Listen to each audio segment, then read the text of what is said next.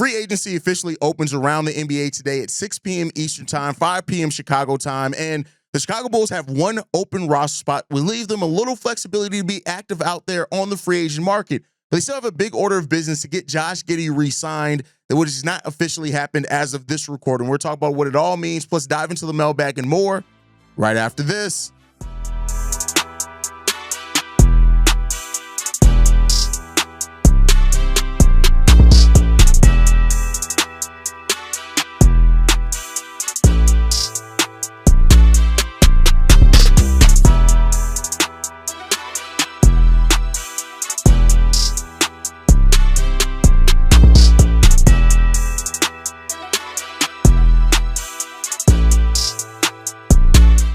What's going on, Bulls fans? Welcome to another episode of Chicago Bulls Central, your number one spot for everything Chicago Bulls related. I'm the host, Eric Hayes, but more importantly, you guys can follow the channel at Bulls Central Pod on every social media platform we happen to be on. With that said, let's go and get into this content for today, y'all. And free agency opens today. It's an exciting day around the NBA when free agency officially opens. And let's be clear, it's already been a very active time period around the NBA with all the moves that have been getting done, everything like that, all the trades, unexpected players becoming free agents last night in DeAndre Ayton, things like that. But it's going to be a very interesting free agency day. This offseason is not, all the excitement around and the talk around it being a offseason of a lot of moves. It is not disappointed when it comes to that.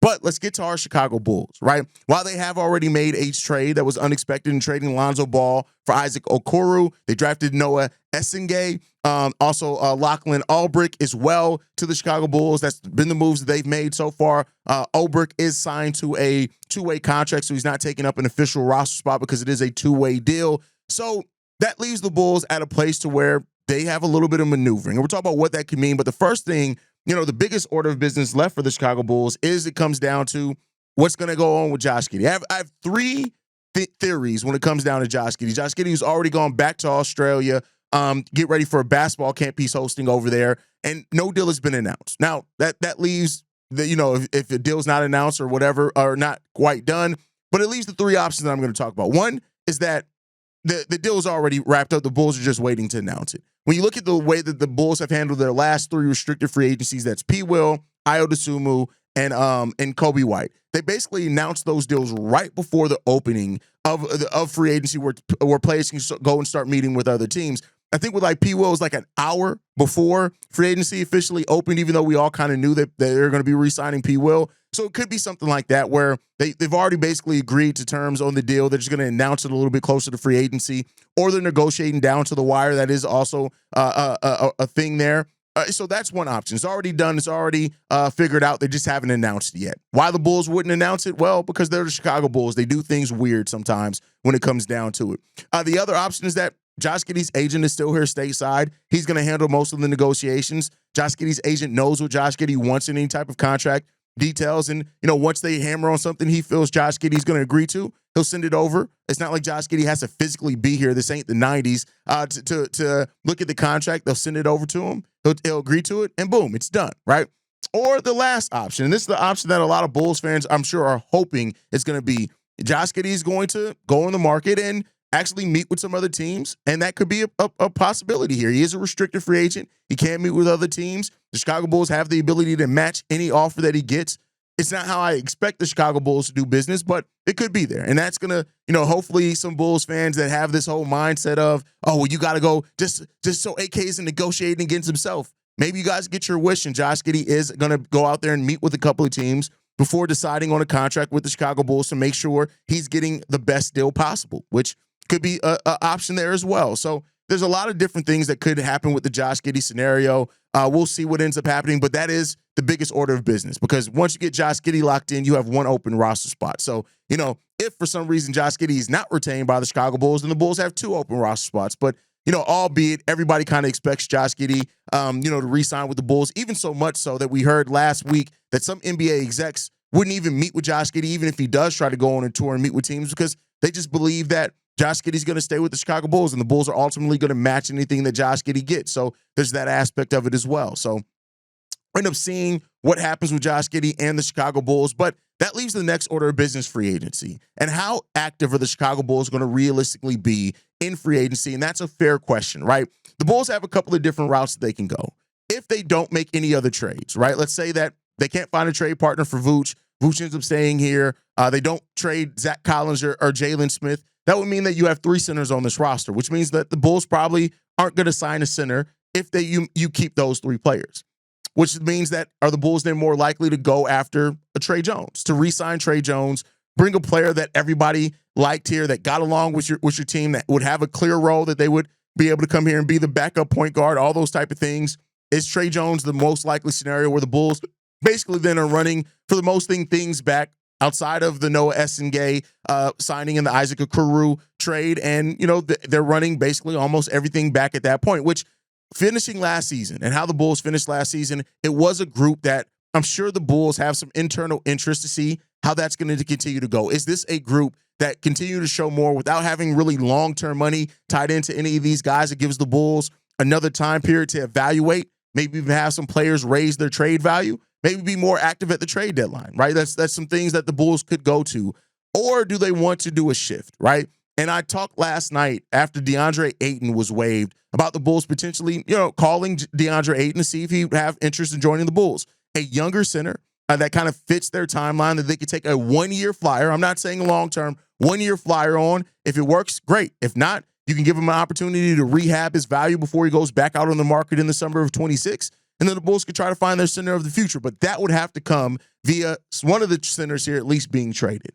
And I don't know if I see that happening, right? But other options that are on the free agent board as far as potential players that the Bulls could sign out in free agency, if it is a center that they're looking after, I've seen a thing that said Clint Capella. God, I hope not. Now, Clint Capella would be the lob threat that the Bulls theoretically need, but Clint has been on a decline. But Mo Wagner, for example, had his option declined by the Orlando Magic. And while it is expected that he's going to re-up with the Orlando Magic on a more long-term deal, I would still probably make a call once free agency opens if he's not yet announced a re-signing with the Orlando Magic. I'd definitely be reaching out there.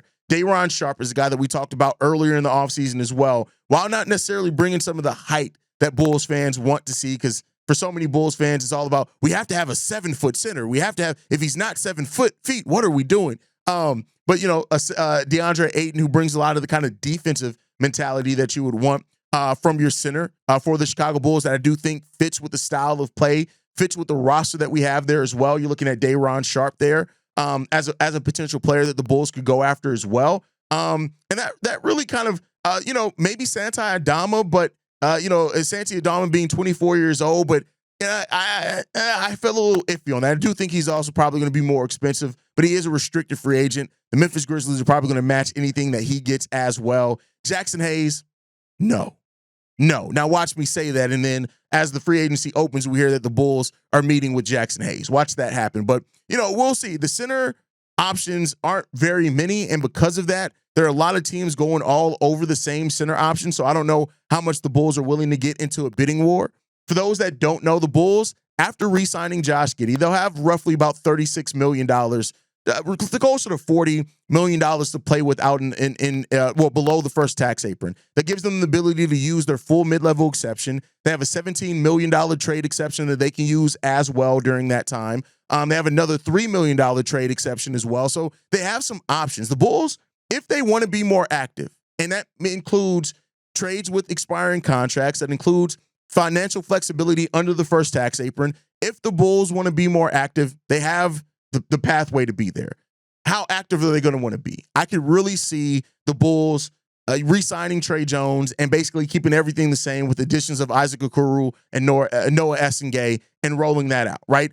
I do think as well, I know the people are still making a lot about the Jonathan Kuminga thing. I think with Jonathan Kuminga, with Isaac Okoro and the drafting Noah Essengay, I just think that that's done. I think that that's pretty much done when it comes down to it. That would then include maybe the Nickeil Alexander-Walker pursuit that we heard and talked about a little bit before too. I think that that's probably done. Unless trades happen, I think that the Bulls are pretty much straightforward with this. They also could buy out Javon Carter. Javon Carter's contract is $6.8 million, so it wouldn't be necessarily a huge buyout if they want to open up another roster spot. I don't know how much he'd be enticed to give back into that, but again, that's an option for the Bulls to do too. They could waive and stretch him as well, and spread out that money over years because the Bulls are cheap. So there's that option that's there for the Bulls also. So if the Bulls want to be more active in free agency, they do have pathways to get there. And the question now is that how aggressive do they want to be in looking at it? How many of these options that are out there, either via trade or either via the free agent market, do the Bulls look at and say are legitimate options and players that fit what they're doing? Right now, the Bulls have picked a direction. They pick a direction and a play style. The directions they want to go younger, which means that they are targeting players with experience but youth, which is something that AK has said, but they also have the flexibility to go after some people. So a team that has a direction and that also has flexibility both money-wise and with expiring contracts, that's a team that could be dangerous in the free agent market. But this is the Chicago Bulls. You can never assume that they're going to do what some other teams would do in similar situations. So that's where it leaves a lot of doubt on what the Bulls are actually going to do. But opening free agency, could be a lot to happen, could be nothing that happens today. I will say that it's going to be really interesting to watch to see if Josh Giddey, his contract is announced. If a new Josh Giddey contract is not announced today,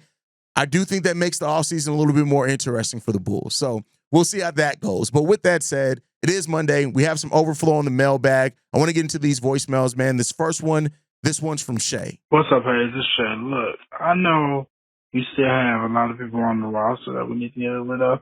And I think we are probably not going to make one or two, maybe more trades once free agency starts. But hey, I was thinking, and I know this may sound stupid to you, but maybe once we trade the Carlos Vucevic, that's if we have another roster spot, once we get Tre Jones on the team. You ever think about making a trade for and maybe bringing over Andre Drummond again? Now, like, I know we had him in the past, but and he probably doesn't fit with the timeline of the team. But let's face it, man, he does do a lot of what the team needed. Him and Josh Giddey together, it could be magic. He catch lobs, and on top of that, he can rebound. Now, look, I know he may not be the modern day NBA center, but hey, he could be a good backup to maybe maybe Zach Collins if we still have him on the board. Or maybe the Sticks. All y'all know who Sticks is. That's Jalen Smith. I know he could probably help our team as either backup or a starting center if we were to trade Vucevic away. That's just me. Anyway, tell me what you think. Peace.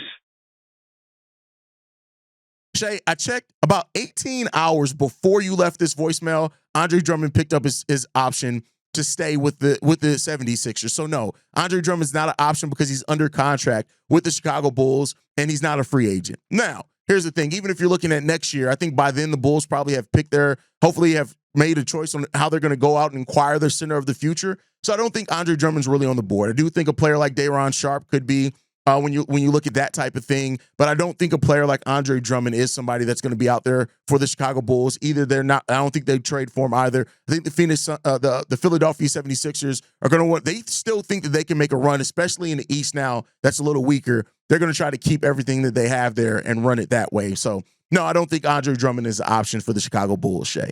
All right, let's get into this next one, man. This one's from Maddie Legend. Yo, what up, Hayes? This is Maddie Legend. I'm just, putting in my thoughts. I feel like I'm not too upset with what the Bulls are doing right now. AK mentioned that he wants to, get younger players and develop. And right now they have an offensive set of running and shooting threes. And now that they are working on defense. And so like the draft pick with the Senge, he's a defensive player. And then now they just got Okoro. He's a defensive player. And I feel like even though we don't like him, Patrick Williams, he is a defensive player. It's not too bad with what they have right now. And I'm truthfully not looking for them to get any better anytime soon, just so hopefully they can have that type of, Ben Gordon type of team, and then they get lucky in the draft lottery and draft the Derrick Rose, you know what I mean? So just trying to look on the bright side. Let me know what you think, man. The Bulls have picked a direction and a play style. And I think that there's something that's freeing in that. It's good. The Bulls for so long did not have a direction. Not only did they pick that direction, they picked how they want to build this roster. And hopefully in that clarity comes more intentionality from this front office. I know that's hoping and wishing for a lot because you don't know if that's actually going to happen with the way the Chicago Bulls front office, but that's kind of what you want to do. Once you pick that, it gives you more clear lines to paint within, right?